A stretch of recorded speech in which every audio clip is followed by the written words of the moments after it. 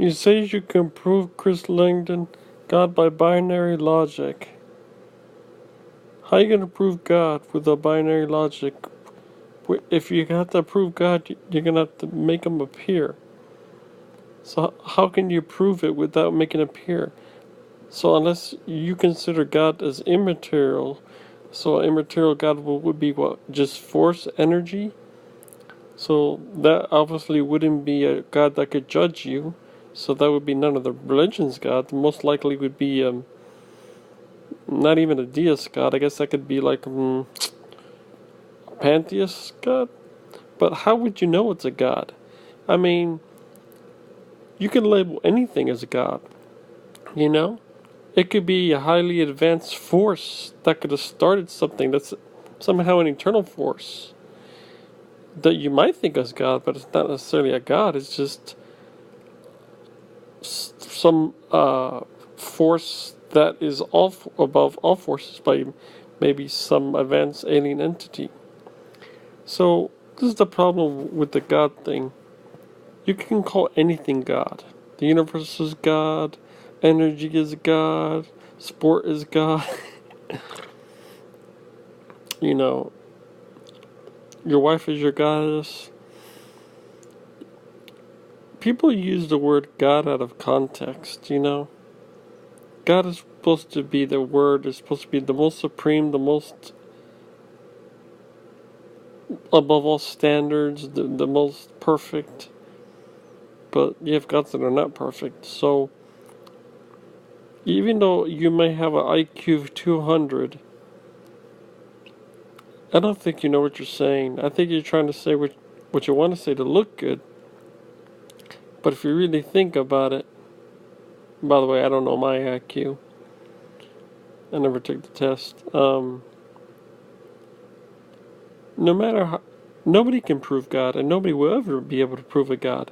No matter what kind of words you use, theorems, because a God is supernatural. It's outside. It's just outside the realm, and all the scientists have proven everything from Hawking to all the scientists carol across that we live in a natural universe. So there's no way for God to appear. Now, if there's an eternal force or something, it doesn't mean it's a God. It just means it's maybe a force or whatever that stands above all forces and different levels of species, of an entity. It doesn't make it a God, though. So you can throw all the definitions, pantheist God, deist God, theist God, is you're just making excuses for stuff we don't know, and which will never be supernatural. You know, it's like on the universe, the question of the lithium, where did the lithium go for like the Big Bang?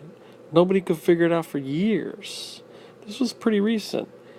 And then a couple years later, they found it out. Everything is explained naturally. Now, don't get me wrong. I would love to see something supernatural, something explained supernatural. But it just will never happen. And what would be above natural, but still in the natural realm, will be just advanced alien technology, whether telekinesis, teleportation, and telepathy, and you know, and where science fiction would be science fact. So the supernatural just never be possible. No matter if there's an eternal source out in the cosmos or eternal being, you really can't call that God. I mean, seriously, what are you gonna call, like, if you find an alien eternal being? What are you gonna call it? An super advanced alien being.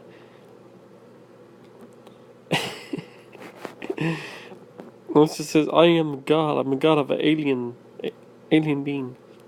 You know. So yeah, God's it's never be possible. Now they had in ancient paintings. Now this is a interesting and kind of crazy thing.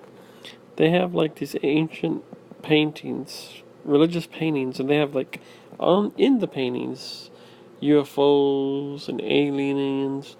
And there's one theory, this could be woo, that Jesus was, and the Virgin Mary was impregnated by an alien race that came to Earth, and it gave the DNA. Now, how does that fit in with like God sacrificing? I think that's where the more made up stuff. But if there was alien beings that came to Earth at one time, and so like it just happened by chance that the visions that these religious people saw were visitations by aliens, and aliens impregnated Mary and then made Jesus an alien. Sounds far-fetched, right? But it is strange. There is cave paintings. We're talking about cave paintings even before Jesus and before religions that of paintings of alien drawings.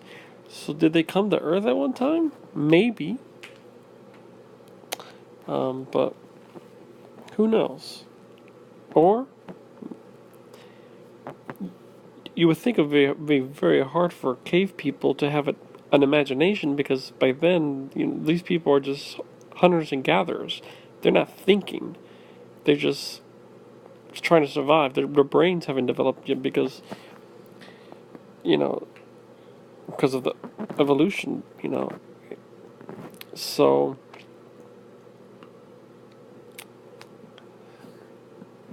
that's very interesting. And then you have like these Bhagavad Gita and other religions, Hindu religions.